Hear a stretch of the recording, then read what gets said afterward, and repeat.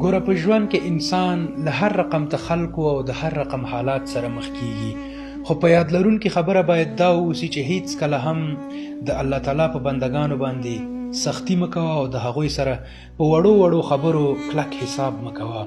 ځکه په یو حدیث کې راځي پیغمبر صلی الله علیه وسلم فرمایي که چیرې څوک د الله تعالی د بندگانو سره سختی وکړي او د هغوی سره په وړو وړو خبرو کلک حساب وکړي، نو الله تعالی به هم د دوی سره سختی کوي او د دوی سره به کلک حساب کوي.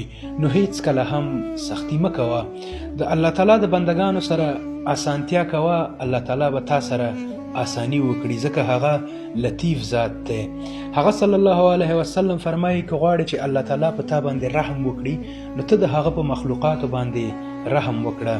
که یو څوک تا ته ملامت او هغه تا ته تسلیم شي نو هغه هیڅ کله هم مه ځوروه، د الله دپاره هغه ته بخښنه وکړه، هغه لوی الله به تا ته هم بخښنه وکړي. دا د الله وعده ده.